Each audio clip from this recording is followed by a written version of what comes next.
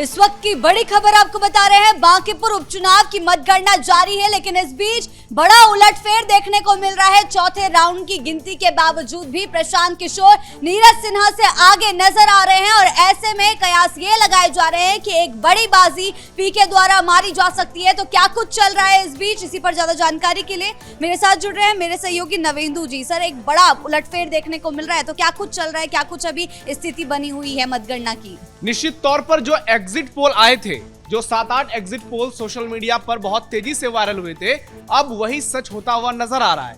हालांकि अभी सिर्फ 4 राउंड की गिनती पूरी हुई है, लेकिन जनसुराज के मुखिया प्रशांत किशोर 4 राउंड की काउंटिंग के बाद 1145 वोट से आगे चल रहे हैं।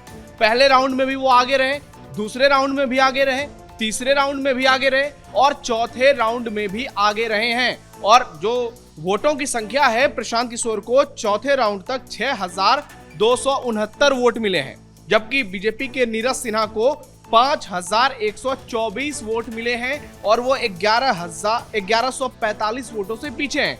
तीसरे नंबर पर आरजेडी की रेखा कुमारी गुप्ता हैं, जिनको 884 वोट केवल मिले हैं अब तक और वो 5385 वोट से पीछे हैं। यानी 31 राउंड तक कहीं रेखा गुप्ता की जमानत जब्त ना हो जाए, क्योंकि उनको 16% वोट हासिल करना है और सिर्फ 34-35% वोटिंग हुई है बांकीपुर में। लेकिन शुरुआती जो रुझान सामने आए हैं, उसने इस बात पर मुहर लगा दी है कि बांकीपुर की जनता बदलाव के मूड में नजर आ रही है। आगे चलकर हो सकता है नीरज सिन्हा आगे हो जाएं, हो सकता है 5000 की लीड मिल जाए किसी भी प्रत्याशी को, लेकिन फिलहाल सबसे बड़ी खबर यही है कि प्रशांत किशोर इस रेस में आगे नजर आ रहे हैं। और जो अनुमान लगाया जा रहा था बांकीपुर को लेकर कि मुकाबला काफी जबरदस्त होगा, कांटे की टक्कर का होगा, वो बिल्कुल भी रुझानों में नजर आ रहा है। सर, अभी भी सबका मनोबल जो है वो काफी ज्यादा बढ़ा हुआ दिखाई दे रहा है। बीजेपी वाले लड्डू बनवा रहे हैं, प्रशांत किशोर भी जीत का दावा कर रहे हैं, तेजस्वी यादव भी भगवा रंग के कपड़ों में मंदिर जाते हुए नजर आ रहे हैं, लगातार वो भी जीत का दावा कर रहे हैं। तो क्या कुछ अभी स्थिति बनी हुई है? नहीं, देखिए, तेजस्वी यादव का मंदिर जाना अच्छी बात है। आज सावन का पहला सोमवार है और देशवासियों को सोमवार की बहुत बहुत शुभकामनाएं कैपिटल टीवी की तरफ से भी। लेकिन तेजस्वी यादव आज मंदिर गए हैं, इससे पहले अगर वो कुछ समय बांकीपुर में और बिता देते तो स्थिति बेहतर होती, क्योंकि इस चुनाव में अगर आरजेडी की ऐसी परफॉर्मेंस रहती है, 31 राउंड तक जो स्थिति नजर आ रही है, लग नहीं रहा है रेखा गुप्ता को 10-15 हजार से ज्यादा वोट आने वाले हैं और इस स्थिति में तो जमानत जब्त हो जाएगा। तो तेजस्वी यादव की राजनीति पर बड़े सवाल खड़े हो रहे हैं, क्योंकि अब अगर प्रशांत किशोर चुनाव जीतते हैं तो विपक्ष के सबसे बड़े चेहरे वही बन जाएंगे। भले ही आंकड़े तेजस्वी के पक्ष में हो, महागठबंधन के पक्ष में हो, लेकिन प्रशांत किशोर के बोलने का जो अंदाज है, जिस तरीके से वो बीजेपी पर, एनडीए पर सवाल उठाते हैं, अगर वो विधानसभा पहुंच गए तो पूरा सियासी समीकरण बिहार का बदल जाएगा। फिर तेजस्वी यादव के लिए अपने पोजीशन को बरकरार रखना बहुत बड़ी चुनौती होगी, क्योंकि प्रशांत किशोर आपने देखा जब से सम्राट चौधरी सीएम बने हैं तब से उनको लगातार टारगेट कर रहे हैं। हर बार बयान देते हैं कि 7 हत्या के अभियुक्त हैं। उसके अलावा दिलीप जायसवाल, संजय जायसवाल, अशोक चौधरी, बहुत सारे बड़े मंत्री हैं जो कि सीधे तौर पर टारगेट पर हैं प्रशांत किशोर के। ऐसे में अगर पीके विधानसभा पहुंच जाते हैं तो निश्चित तौर पर एनडीए के लोगों के लिए बहुत बड़ा झटका होगा, क्योंकि फिर इस तरीके से सवाल पूछे जाएंगे जिसकी कल्पना एनडीए या फिर बीजेपी ने नहीं की होगी।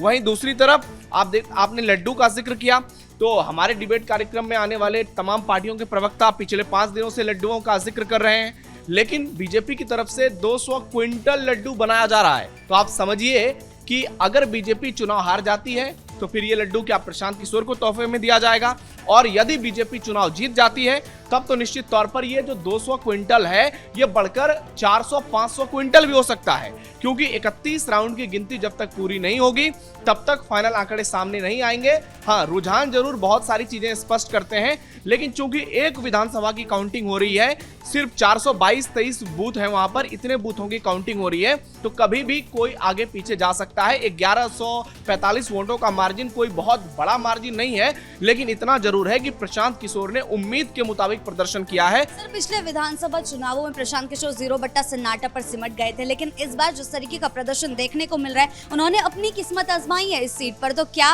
कोई बड़ा उलटफेर अब कर सकते हैं वो? देखिए, बहुत बड़ा उलटफेर हो चुका है। बड़ी खबर आ रही है, इलेक्शन कमीशन के वेबसाइट पे जो अपडेट हो चुका है, 5 राउंड की गिनती पूरी हो चुकी है और प्रशांत किशोर अब 2319 वोटों से आगे चल रहे हैं और 8971 वोट प्रशांत किशोर को मिल चुके हैं और नीरज सिन्हा दूसरे नंबर पर हैं 6652 वोटों के साथ। तो इस स्थिति में लग रहा है कि प्रशांत किशोर अब जीत की तरफ बढ़ते जा रहे हैं।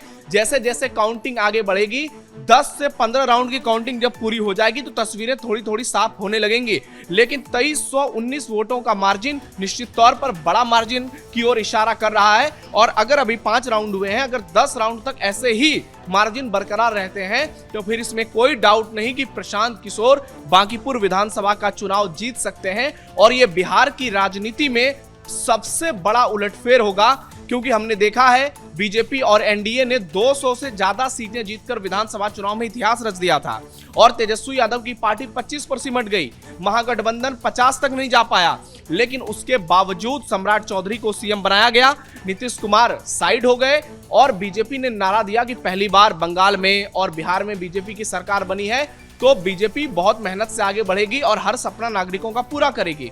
लेकिन अब प्रशांत किशोर अगर चुनाव जीत जाएंगे तो फिर सवाल सम्राट चौधरी पर भी उठेंगे, सवाल नितिन नवीन पर भी उठेंगे, क्योंकि राष्ट्रीय अध्यक्ष की ये सीट है।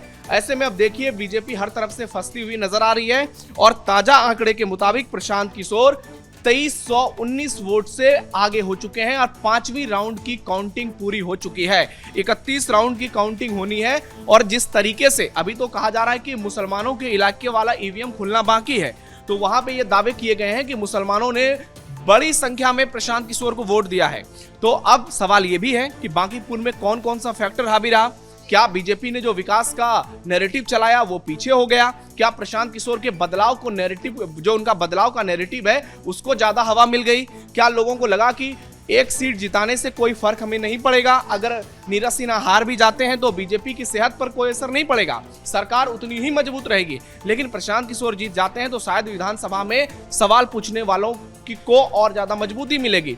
लेकिन इन तमाम चीजों के बीच सबसे बड़ा झटका तेजस्वी यादव के लिए है, उनके भविष्य पर गहरा संकट मंडरा रहा है और अब देखना होगा कि आगे चलकर क्या कुछ होता है। जी सर, लेकिन बात अगर सम्राट चौधरी की जाए इस मामले में, तो सम्राट चौधरी के सामने ये बड़ी चुनौती था इस सीट को जीतना, क्योंकि ये हमेशा से बीजेपी का गढ़ रही है। ऐसे में अगर ये सीट उनके हाथों से चले जाती है तो कितना बड़ा झटका बीजेपी के लिए होगा? देखिए, झटका होगा और इसको किस तरीके से विपक्ष पेश करेगा, क्योंकि हमने देखा है कि कांग्रेस पार्टी ने लगभग पीके को समर्थन दे दिया है और पूरे देश में इस वक्त बीजेपी के खिलाफ एक माहौल बनाने की कोशिश की जा रही है। अभी नीट का प्रोटेस्ट हुआ, उसके अलावा हमने देखा है बहुत सारे ऐसे मुद्दे हैं जिसे लेकर, चाहे राम मंदिर का चढ़ावा चोरी का मुद्दा हो, तो बहुत सारे मुद्दे हैं। अगर बीजेपी यहाँ पिछड़ती है तो फिर राष्ट्रीय स्तर पर इसका बड़ा नैरेटिव बनाया जाएगा, फिर बीजेपी को कटघरे में खड़ा किया जाएगा, फिर राम मंदिर पर भी सवाल पूछे जाएंगे, भरत तिवारी पर भी घेरा जाएगा, बंटी यादव एनकाउंटर पर भी घेरा जाएगा। कल ही देखिए बिहार में सासाराम में एक पदाधिकारी की, जो बड़े पोस्ट पर हैं, उनकी जान ले ली गई है।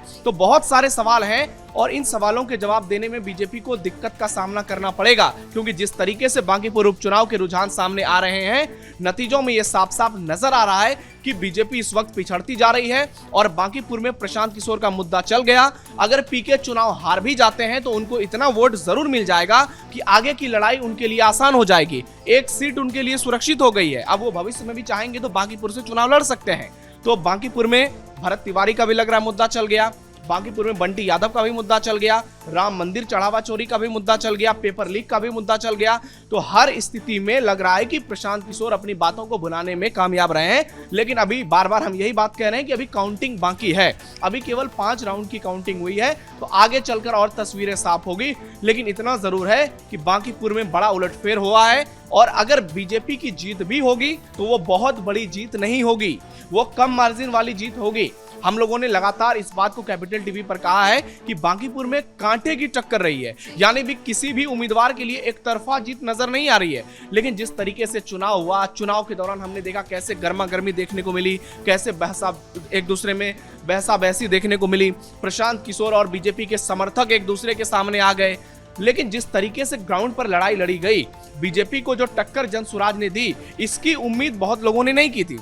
बहुत सारे लोगों का कहना है कि इतनी मजबूती से आरजेडी और कांग्रेस भी कभी बिहार में नहीं लड़ी थी।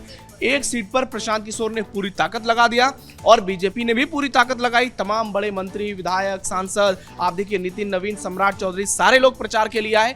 लेकिन कहते हैं कि जब जनता मूड बना लेती है तो उसके बावजूद किसी का फिर सिक्का नहीं चलता है। फिलहाल यही बड़ी खबर है कि बांकीपुर में प्रशांत किशोर आगे चल रहे हैं और अभी भी वो 2319 वोट से आगे हैं। जी, बहुत बहुत धन्यवाद आपका इन तमाम जानकारियों के लिए। तो कुल मिलाकर बिहार की बांकीपुर सीट जो इस वक्त हॉट सीट बनी हुई थी, उसमें 5 राउंड की गिनती पूरी हो चुकी है, जिसमें 2300 वोटों से प्रशांत किशोर आगे चल रहे हैं बीजेपी के नीरज सिन्हा से। ऐसे में कौन इस सीट पर बाजी मार जाता है, आगे के रुझानों में क्या कुछ सामने आता है, इस पर हमारी नजर जो है बनी रहेगी। ब्रेकिंग न्यूज में फिलहाल मेरे साथ इतना ही। कैमरा पर्सन कुणाल के साथ मैं शिवानी रतूड़ी, कैपिटल टीवी बिहार।